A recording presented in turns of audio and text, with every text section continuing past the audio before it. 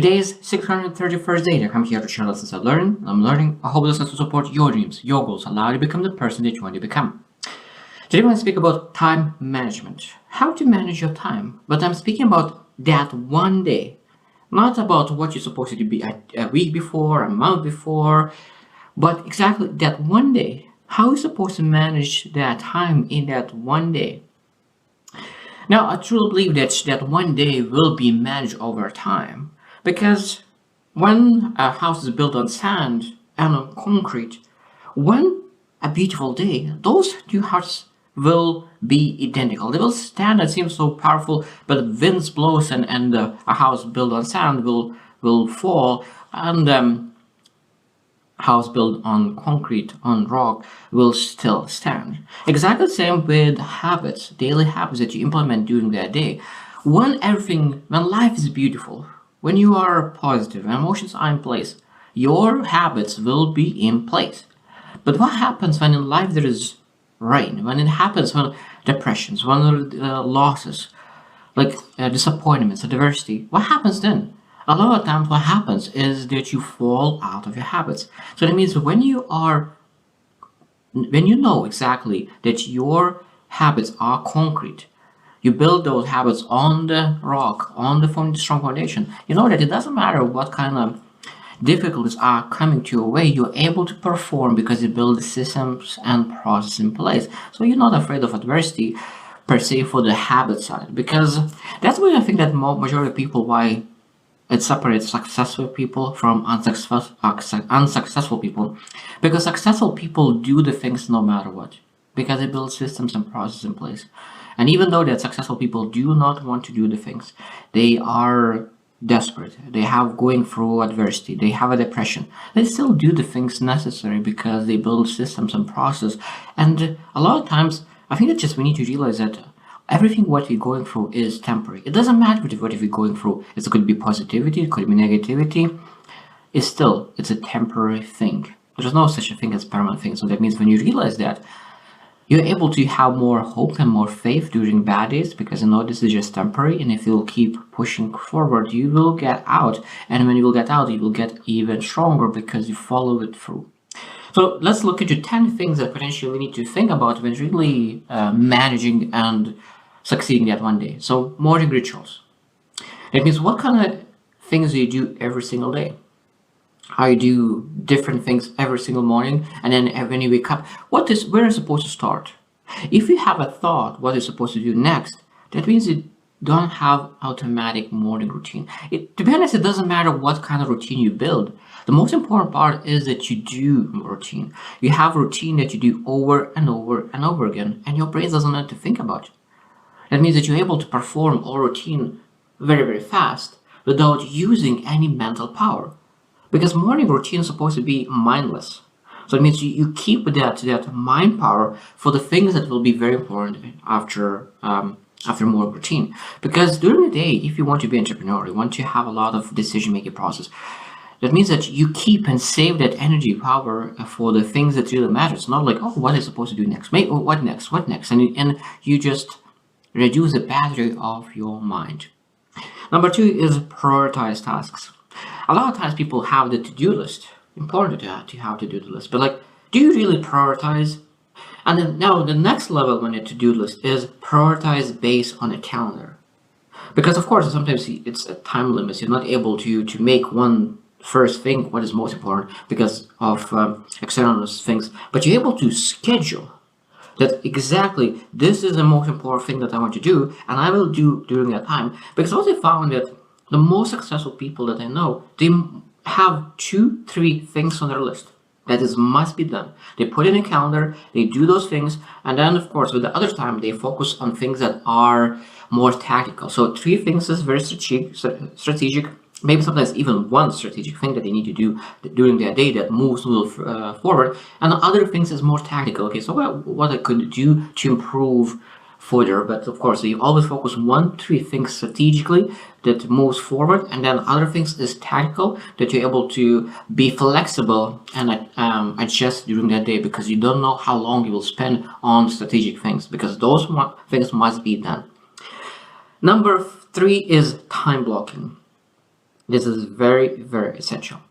Now, again, with the prioritize tasks, exactly the same. So like when you prioritize, like when you will do, like, and that means that when you have that calendar, you block exactly how much time you will do it. And you are working very hard, because when you don't have a time block, it's very hard to do things, because a lot of times people have a to-do list, but they don't do the things because they didn't time block. They prioritize them.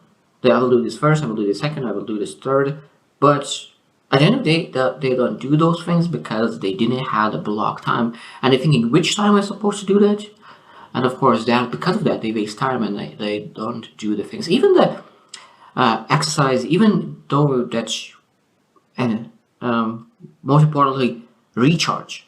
Don't do anything at all. Just think. This needs to be blocked as well. Every single person needs to reflect, and of course needs to think and recharge, and those things needs to be time blocked as well.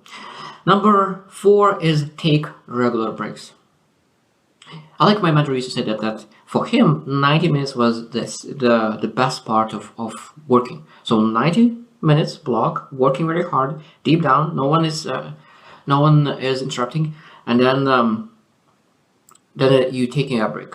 You must take breaks, because if you're working 5 hours straight, you will lose the power, mental power, energy, everything. You need to recharge, go for a walk, breathe, and then after that you will have more power to work. So number 5 is practice deep work. So that means that put the phone away, put everything away, and really work very hard. And if you have a team, for example, that they potentially could have questions, you said that during like every Tuesday from 10 to 11:30, no one is able to speak with me because I'm working on my deep work. And everyone said that who wants to have questions, come after lunch or after 12 or after 11:30, and I will answer all the questions. So that means that you're able to not be disturbed for 1 hour and a half and work on things that really matters, because I truly believe that when you focus, when you get in a flow, you're able to perform much more. Most time you're able to perform and do 4 times work than otherwise when you are interrupted constantly. Number 6 is use productivity tools. Like for example, you have a list on a paper, or you can put that list on a Google Calendar or any calendar. So that means there's a lot of tools that will potentially help us to be more productive. Maybe reminders, notifications, all the stuff that potentially could help us to get more done. So all the tools that use like productivity tools, I truly believe in productivity tools to increase our productivity. Number 7 is practice zero clutter.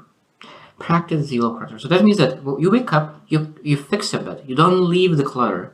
Because I truly believe this is very important to start the day with good mindset. Exactly the same with the kitchen. Like you don't leave the stuff in the sink, you clean it up, and zero clutter. Because the less clutter when you're going through, the easier to live a life. Exactly in a workspace, like for example, when you have a table, how your table looks like. Is it clutter? And you just don't want to sit down to work by it, or it's totally free and you have only like laptop, notebook, and a pen, and of course that is a zero clutter. Practice zero clutter. Number 8 is to regularly review your goals and dreams. This is a daily thing, so that means that, and multiple times a day, because when you start a day, you could be a very motivated person. You love your things, you love the goals, you pursue them, you have a lot of energy. But of course, because of all the activities that you do, your energy reduces. And then you want to take a break, you want to rest. But when you really regularly review your goals and your vision, your purpose, for me, what it does, it re-energizes me. So that means that I have more energy out of it. So that means that if you want more energy, a lot of times is that you are able to review and reflect on your goals on a consistent basis. Number 9 is practice mindfulness. This is very, very important, because we need to make sure that we're able to be present. It's important when you create goals to look in the future. Then when you're in the day, in the trenches, you need to be mindful exactly what is most important now.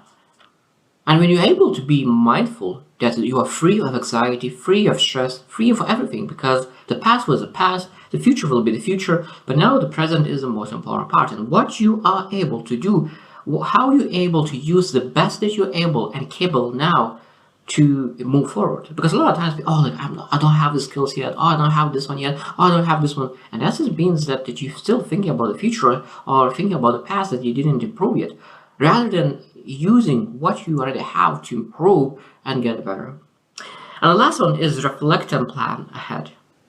Reflect and plan ahead. So that means that every single day, this is a daily thing again. So that means that you are able to move like a third of the day and then reflect how was the first part of the day. And then plan ahead. Maybe you're able to move a little bit faster. Maybe you need to slow down. Maybe you need to re-energize yourself. What do you need to do to make the best of the day? Maybe it's a half day. Maybe it's a 2/3 of the day, and you feel a little bit that you do not have energy. What you could potentially do to get more energy that you could perform and finish your day at your best? So those kind of questions is very, very important. So then, and I truly believe, and when you do those things, you're much more effective. Like plan ahead, mindfulness. Really, because during the day you need to be very present.